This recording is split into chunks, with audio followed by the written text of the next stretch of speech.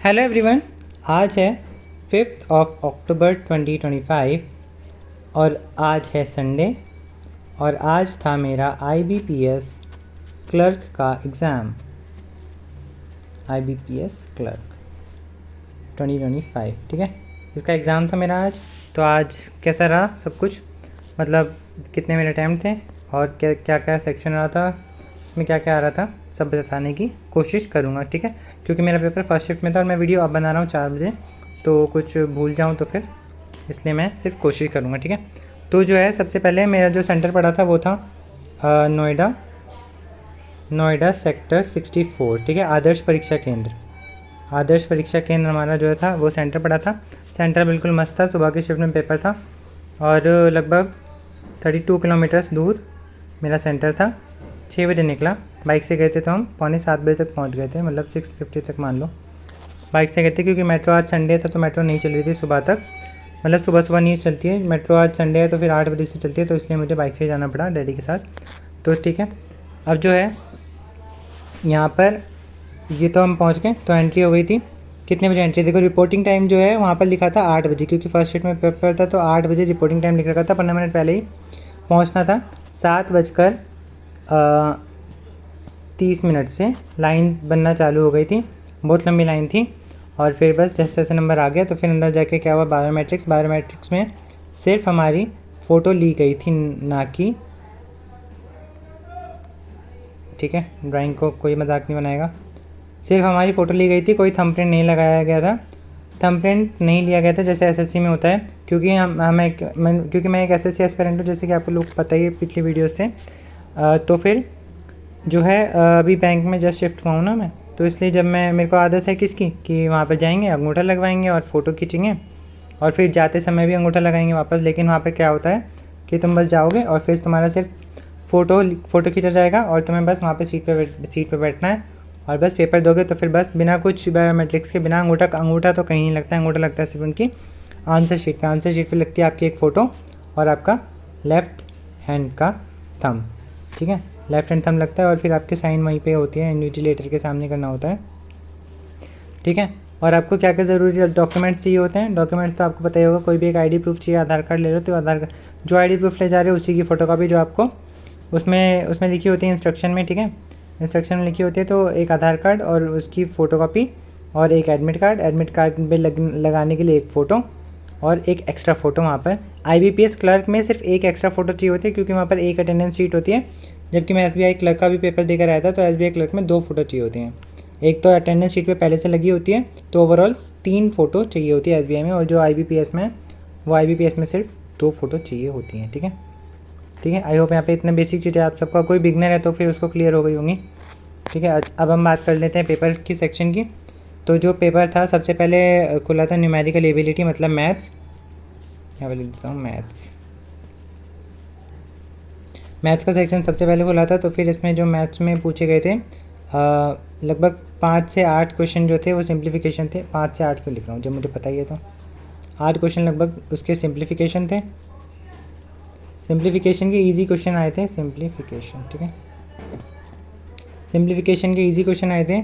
एक D I थी graph वाली, वो मेरे नहीं समझ में आ रही थी, क्योंकि पता नहीं लाइन ऐसे दे रखे थे और यहाँ पे जो है एक को 30 का था, 60 मतलब 30 के गैप पे थे, और ये पता नहीं लाइन 4 थी 5 थी, तो फिर ये एग्जैक्ट मल्टीपल बैठ नहीं रहा था। क्या पता मेरे से ही ना बन रहा हो, पर जो दे के आए होंगे शिफ्ट वो एक बार कंफर्म कर देंगे। मतलब जो मतलब 5 अक्टूबर की फर्स्ट शिफ्ट का पेपर देकर आए हैं, वहाँ पर 60-30 का गैप था और यहाँ पे 4 लाइन थी, तो 5 का गैप हो गया। तो मैं सिर्फ लाइन ही गिन रहा था, तो मैं 4 से डिवाइड कर रहा था, अगर 5 से डिवाइड करता तो 6 आती। तो फिर वो मेरा एक और, मतलब मैंने जिससे पूछा तो फिर उन्होंने कहा कि 5 खाने थे तो 5 से डिवाइड करना था, तो लेकिन मैं 4 से डिवाइड कर रहा था, तो ये पूरी मेरी DI नहीं बन पाई, ठीक है। सारे के सारे ये 5 क्वेश्चन मैंने यहाँ छोड़ दिए, 3 क्वेश्चन मेरे से अरिथमेटिक में नहीं बन रहे थे, और यहाँ पर जो है कोई भी क्वाड्रेटिक इक्वेशन से क्वेश्चन नहीं था, 2 DI बता दी। एक DI थी वो टेबुलर बेस्ड DI थी, कीवी और एप्पल करके था कुछ, यहाँ पर कीवी था और यहाँ पर एक और फ्रूट था, पता नहीं एप्पल था ऑरेंज था। तो एक DI ये वाली हो गई, इसके 5 नंबर हो गए, मतलब ये तो ईजी थी, ये बन गई थी, और ये वाली DI छोड़ दी थी, और 3 अरिथमेटिक के क्वेश्चन नहीं बने। और उसके बाद बाकी सारी अरिथमेटिक थी, ठीक है। 2 DI हो गई, 8 क्वेश्चन इसके हो गए सिंप्लीफिकेशन के, और बाकी थी अरिथमेटिक। अरिथमेटिक भी ठीक थी, सिंपल ईजी आई थी, तभी सिर्फ 3 ही नहीं हुए, बाकी हो गए थे, ठीक है। तो ओवरऑल जो मैथ्स में 10 था, तो जो मैथ्स में था न्यूमेरिकल एबिलिटी में मेरा टोटल अटैम्प्ट था 27 क्वेश्चन, जिसमें से 5 नंबर की DI और 3 नंबर का अरिथमेटिक छोड़ दिया था, ठीक है। तो अब हम बात करते हैं, अगला सेक्शन था हमारा इंग्लिश। इंग्लिश में जो था सबसे पहले आया था एक क्या पैसेज, मतलब कि रीडिंग कॉम्प्रिहेंशन। रीडिंग कॉम्प्रिहेंशन में भी 7 से 8 क्वेश्चन थे, और उसके बाद जो था रीडिंग कॉम्प्रिहेंशन के बाद आपका PQRS था। PQRS यानी पैरा जंबल। पैरा जंबल में जो मेरा जो बन रहा था वो कुछ बन रहा था BD, लास्ट में C था, मुझे A और E याद नहीं है, शायद यही बनाया था मैंने। BDAC अगर कोई देकर आया तो फिर ये कंफर्म कर लेगा कि उसका क्या बन रहा था, ठीक है। मतलब कंफर्म कर देना, क्या पता मेरा भी गलत हो तुम्हारा सही हो, तो फिर ऐसा कुछ नहीं है कि सही ही सही है, ठीक है। तो बस एक बार आप टैली हो जाएगा ना कि किस मतलब क्या होगा। उसके बाद ठीक है, इंग्लिश में RC हो गया, कॉम्प्रिहेंशन हो गया, और उसके बाद जो था लास्ट में जो थे वो 5 क्वेश्चन थे एरर डिटेक्शन वाले। एरर डिटेक्शन के लास्ट में 5 क्वेश्चन थे, और बीच में जो थे, बीच में क्वेश्चन थे फिलर्स तो नहीं था, नहीं फिलर्स तो नहीं था, फिर इन द ब्लैंक्स नहीं थे इसमें।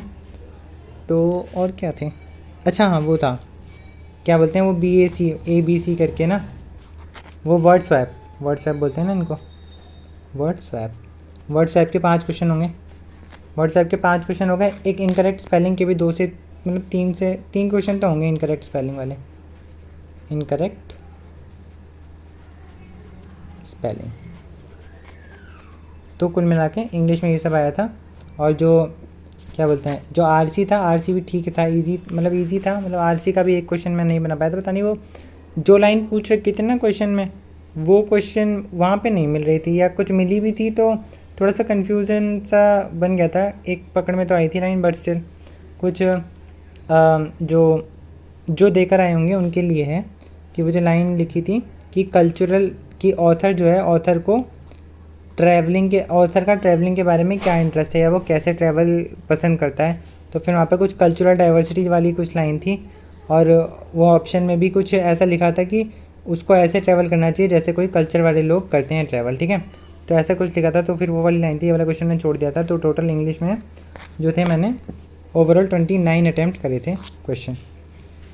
ओवरऑल इंग्लिश में थे 29 अटैम्प्ट। और उसके बाद जो था आता है हमारा रीजनिंग का सेक्शन। रीजनिंग के सेक्शन में था सिलॉग्स था। सिलॉगिज्म जो है था वो ना थोड़ा सा मतलब अगर कोई अच्छी तैयारी कर रखी होगी तो 20 सेकंड में तुम्हारा बन जाना चाहिए सिलॉग्स का क्वेश्चन, लेकिन इसमें जो है 30 सेकंड तो लग ही रहे थे, ठीक है। तो 30 सेकंड तो कम से कम लग रहे थे सॉल्व करने में। तो सिलॉग्स थोड़ा सा ट्रिकी साइड पे था, ट्रिकी तो खैर इजी था, मतलब ठीक है, थोड़ा सा टाइम टेकिंग था सिलॉग्स बोल रहा हूँ। और उसके बाद कोई इनइक्वालिटी का क्वेश्चन नहीं था। उसके बाद एक स्क्वायर बेस्ड पजल थी, एक स्क्वायर बेस्ड पजल थी, यहाँ पर इनसाइड आउटसाइड देख रहे थे, ठीक है। और एक थी वो क्या बोलते हैं, एक सीनियरिटी वाली पजल थी, जूनियर सीनियर वाली, वो AM रहता है, क्लर्क रहता है, और AGM रहता है, जो बैंक में पोस्टेज होती है ना, वो वाली पजल थी, ठीक है।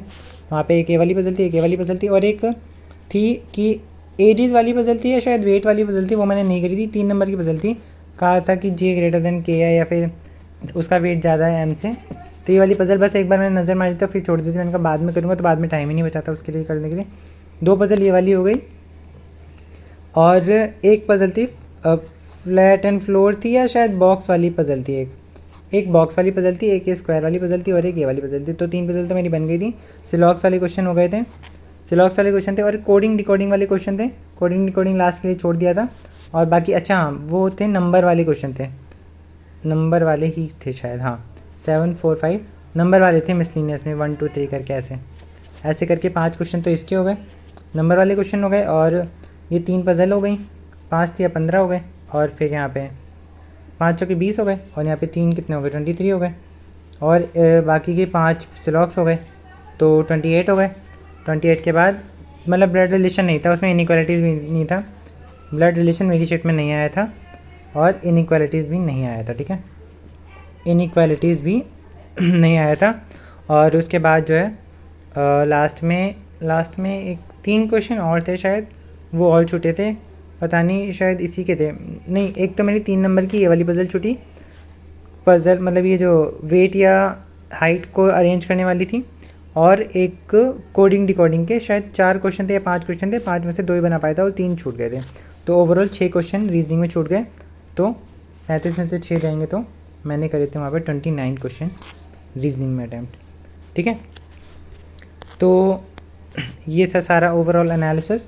तो अगर मैं टोटल अटैम्प्ट्स की बात करूँ तो न्यूमेरिकल एबिलिटी में मैंने करी थी 27, इंग्लिश में करे थे मैंने 29, और रीजनिंग में करे थे मैंने 28 अटैम्प्ट। तो ओवरऑल 9 8 17 और 7 कितने हो गए, 9 8 17 ही तो होते हैं, 8 7 15 और 9 कितने हो गए 24, तो 2 4 6 8, तो 84 क्वेश्चन यहाँ पर अटैम्प्ट शायद 29 थे ना रीजनिंग में, 29 थे, तो यहाँ पर +1 कर दो तो 85। ओवरऑल 85 अटैम्प्ट करे थे मैंने क्वेश्चन। अब बाकी इसमें क्या एक्यूरेसी है, मतलब मैं न्यूमेरिकल एबिलिटी में मतलब मैथ में बोल सकता हूँ कि एक्यूरेसी होगी और रीजनिंग में एक्यूरेसी होगी। इसमें एक्यूरेसी का मैं मतलब गारंटी तो नहीं ले सकता, क्योंकि इंग्लिश में डेफिनेटली कुछ क्वेश्चन गलत होंगे।